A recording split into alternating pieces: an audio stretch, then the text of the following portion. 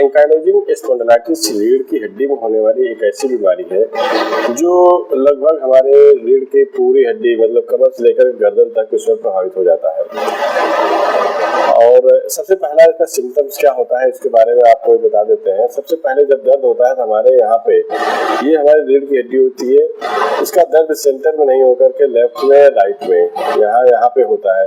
अगर दर्द आपको दोनों साइड में हो रहा है, लेफ्ट और राइट में हो रहा है, तो इग्नोर ना करें। सबसे पहला सिम्टम यही आता है और धीरे धीरे रीढ़ की हड्डी के ऊपर होते हुए ये गर्दन तक पहुंच जाता है, पूरा स्पाइन दर्द करना शुरू कर देता है। और इसमें होगा क्या कि रीढ़ की हड्डी सारी जो होती है आपस में जुड़ना शुरू हो जाएगी, जिसकी वजह से आपका मूवमेंट बिल्कुल खत्म हो जाता है। तो सबसे पहला सिम्टम्स होता है उसको पीठ का दर्द न समझे, कमर का दर्द न समझे। सबसे बड़ी गलती यही होती है कि हम इसको पीठ दर्द या कमर दर्द समझ लेते हैं और जिसकी वजह से समय थोड़ा सा जैसे जैसे समय बीतता जाता है एक भयंकर बीमारी में कन्वर्ट हो जाता है। तो सबसे पहले आप देखें कि इसमें क्या क्या सिम्टम्स आते हैं। सबसे पहला सिम्टम होता है लेफ्ट और राइट में, रीढ़ की हड्डी के लेफ्ट और राइट में आपको दर्द होगा। यहाँ पे ज्वाइंट होते हैं एसआई ज्वाइंट में इन्फ्लेमेशन होगा और यहाँ पे दर्द होना शुरू हो जाएगा। अगर यहाँ पे हो रहा है पहला सिम्टम्स ये होता है। फिर दूसरा सिम्टम्स आता है आपकी हील में, एड़ी में दर्द होगा साथ में साथ। अगर इस तरह का दर्द हो रहा है तो भी आप समझ जाइए कि ये उसी दोनों अगर एक साथ में हो रहा है तो समझ जाइए एंकाइलोजिंग स्पॉन्डिलाइटिस होने के चांसेस हो रहे हैं। तीसरा आपका जो चेस्ट होती है, चेस्ट कैविटी के सारे जोड़ इन्फ्लेमेशन हो जाता है। इन्फ्लेमेशन होने की वजह से जब आप सांस लेंगे तो ये फैलता है। जब ये फैलेगा तो आपको पूरे चेस्ट में दर्द होगा, लेफ्ट साइड में राइट साइड में हमेशा पूरा दर्द होगा। आप खुल करके सांस नहीं ले पाएंगे। तो अगर आपको क्योंकि इसको आप नाप भी सकते हैं, जब नॉर्मल चेस्ट होता है जो फैलता है एक्सपेंशन होता है तो 5 सेंटीमीटर फैलता है। अगर आपको एंकाइलोजिंग स्पॉन्डिलाइटिस हो रहा है तो आपका ये एक्सपेंशन 2 सेंटीमीटर 3 सेंटीमीटर ही होगा, दर्द होगा, इतना ज्यादा फैलेगा नहीं। यहाँ एक सिम्टम्स होता है। उसके साथ ही साथ आइराइटिस भी होता है, आंखें लाल हो जाती है तो सूजन रहेगा, दर्द होगा, रेडिश कलर में दिखता है। तो ये कुछ सिम्टम्स हैं जिसको आप देख सकते हैं। अगर ये चारों सिम्टम्स अगर आपके शरीर में हो रहे हैं, आ रहा है, तो आप समझ जाइए कि आपको एंकाइलोजिंग स्पॉन्डिलाइटिस हो रहा है। और हम एक्सरे में दिखाते हैं आपको कि किस तरह का सिम्टम्स आएगा आपको। ये है रीढ़ की हड्डी का एक्सरे। अब आप एक्सरे में आप देख सकते हैं यहाँ पे क्लियरली ये यहाँ पे हड्डी बन रही है। ये आपकी स्पाइन की एक स्पाइन का एक किनारा है एक है, लेकिन इस हड्डी में ये देखिए आपको हड्डी जुड़ गई है।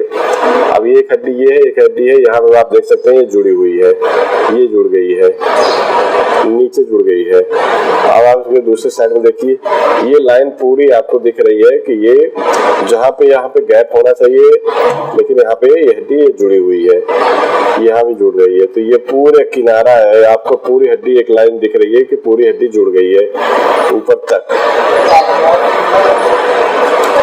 तो इसमें अगर ये हड्डी पूरी जुड़ जाती है तो आपका मूवमेंट बिल्कुल खत्म हो जाएगा और आप बिल्कुल भी मूव नहीं कर पाएंगे।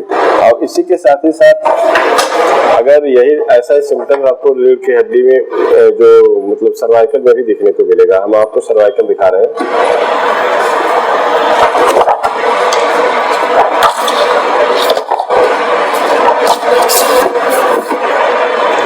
ये देखिए पहला तो सर्वाइकल इनका पूरा स्ट्रेट हो चुका है, जो कि जो लॉर्डोसिस कर्व बोलते हैं, जिसको इस तरह से कर्व होता है गर्दन में, ये कर्व बिल्कुल खत्म हो गया, ये बिल्कुल सीधा हो गया है। तो जिसकी वजह से गर्दन में भी दर्द होगा, मूवमेंट नहीं रहेगी। और साथ में आप यहाँ देखिए, आप बहुत स्पष्ट दिख रहा है कि ये बोन और ये बोन, यहाँ एक व्हाइट सी लकीर दिख रही है, ये कैल्सिफिकेशन हो गया है। ये हड्डी आपस में जुड़ गई है, जिसकी वजह से अब गर्दन इनकी मूव नहीं करेगी, आगे पीछे नहीं होगा, क्योंकि ये पीछे का भाग है, ये आगे होता है, फेस इधर होता है और ये आपका पीठ के साइड का होता है।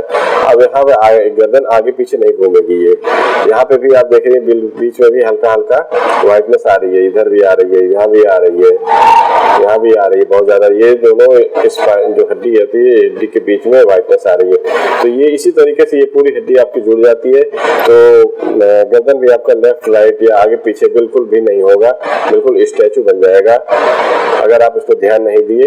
इस तरह से जैसे यहाँ के ऊपर की हड्डी जुड़ी है, वैसे कुछ दिन बाद ये भी जुड़ जाएगी, ये भी जुड़ेगी, ये भी, ये सारी हड्डी आपकी बिल्कुल जुड़ जाएगी और आपका पूरा मूवमेंट खत्म हो जाएगा। बिल्कुल आप एक मूर्ति की तरह शरीर हो जाएगी, आपको झुकने में उठने उठने बैठने में, गर्दन हिलाने में पूरी समस्या आएंगी। आप इसमें अभी बहुत ज्यादा क्लियर दिख रहा है, आप यह देखिए, ये पूरी हड्डी, ये दोनों हड्डी आपस में जुड़ी हुई दिख रही है यहाँ पे। तो इसलिए एंकिलोजिंग स्पॉन्डिलाइटिस का जो सिम्टम्स होता है उसको सिर्फ कमर दर्द या फिर पीठ का दर्द ना समझे। और अगर 2-3 लक्षण आपको दिखाई दे रहा है, और सबसे पहली बात तो जो कमर के लेफ्ट और राइट में जो पेन होता है वही सब काला सिंबल होता है। तो अगर वहाँ पे आपको दर्द हो रहा है तो आप अपने डॉक्टर को कहें कि एंकिलोजिंग स्पॉन्डिलाइटिस का टेस्ट कराएं, जिसे ब्लड का टेस्ट, जिसमें एक ब्लड टेस्ट होता है HLA-B27 कहा जाता है। यह एक जीन का टेस्ट है। माना जाता है कि HLA-B27 जिस भी शरीर में पाया जाता है, जिसके शरीर में होता है, उनको एंकिलोजिंग स्पॉन्डिलाइटिस होने के चांसेस बहुत ज्यादा होते हैं। लेकिन ये कुछ केस में ऐसा भी देखा गया पॉजिटिव है, लेकिन उसको एंकिलोजिंग स्पॉन्डिलाइटिस नहीं होता है।